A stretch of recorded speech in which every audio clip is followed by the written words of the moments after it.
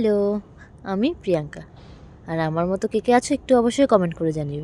তার কারণ এই ঠান্ডার দিনও দেখতে পাচ্ছ মাথার উপর ফ্যানটা কীরকম চালিয়ে রেখেছি। অবশ্য তার কারণ আছে, কারণ আমার জামা কাপড়গুলোকে শুকোতে হবে। যেহেতু থাকি বাড়ি থেকে অনেকটা দূরে, তাই যখন যেখানে যেরকম পরিবেশ সেভাবে মানিয়ে নিতে হয়।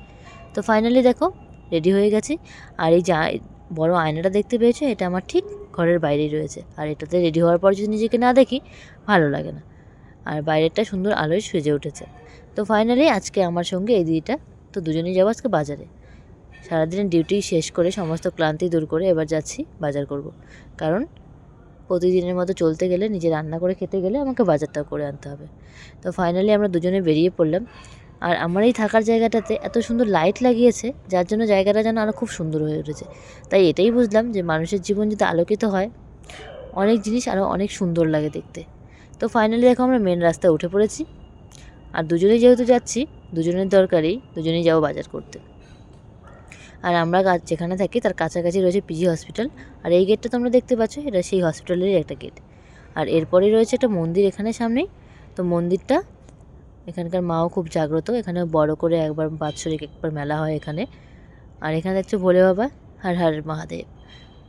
আর আমার ভিডিওটা কেমন লাগছে অবশ্যই সবাই কমেন্ট করে জানিয়ে দেবে। আর এই ঠান্ডাকালেও কেউ কেউ আছো কি যে ফ্যান চালিয়ে এখনও শো, জানিও। তারপর দেখো যথারীতি আমরা একটু এগিয়ে গেলাম। তো এখানেও একটা ছোট বাজার রয়েছে আমাদের এখানে, কিন্তু এই বাজারে এখন যাব না। আমরা যাব নেক্সট যে বাজারটা সেটাতে। তো ফাইনালি এই বাজারটা ক্রস করে আমরা এই সামনের বাজার দিকে চলে এলাম। এখন রাস্তাটা পার করলে সামনেই এটা বাজার। যদুবাবুর বাজার হয়তো অনেকে শুনেছো। তো দেখো দেখতে দেখতে চলে এসেছি। আর আমরা যখন যেখানে বাজার করতে আসি, এই দাদুর কাছে বেশিরভাগ বাজার করতে আসি। তার কারণ এই দাদু, আমি বলবো, স্বল্প মূল্যে ভালো ভালো জিনিস বিক্রি করে। তো চলে এসেছি, যা যা নেওয়ার আমরা নিয়ে নেব এখান থেকে। আর কে কোন সবজিটা খেতে ভালোবাসে অবশ্যই কমেন্টে জানিও। তো আমি আমার মতো বাজার করে নিলাম। শুধু আমরা নই, এখানে আরও অনেকজন রয়েছে বাজার করতে। দেখো এক ব্যাগ বাজার হয়ে গেছে দেখতে দেখতেই। মানে অল্প জিনিস নিতে নিতেও যেন এক ব্যাগ হয়ে গেল। আর এটা রয়েছে আমাদের পার্সোনাল মনে হয় মুদিখানার দোকান। কিন্তু এই মুদিখানার দোকানটা এত ভিড় গেটটাতে, তাই আমরা চলে গেলাম ফুচকা খেতে। আর আমাদের ওয়েস্ট বেঙ্গলের মতো ফুচকা আমার মনে হয় না আর কোথাও পাওয়া যায়। আমি যত জায়গায় খেয়েছি এখানকার মতো ফুচকা আমার কোথাও লাগেনি। তো দেখতেই পাচ্ছ। আর ফুচকাগুলো ছিল যথেষ্ট বড় বড়। আর লাস্টের এই ফ্রি ফুচকাটার মজাটা তো ওটাই অন্যরকম। তো দেখতেই পাচ্ছ। আর এই ফুচকা খাবো আর একবারে সেটা মুখে নেবো না, এটা হতেই পারে না। তো ফুচকাটা খেলাম। আর দিদিটা আমাকে দেখে হাসছিল, তো আমরা দুজনেই একটু হাসলাম।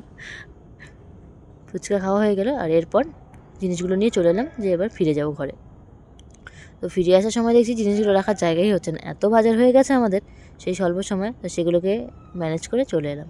আর এরপরেই রাতে রুটি খাওয়া হবে, তার মানে তৈরি হচ্ছে।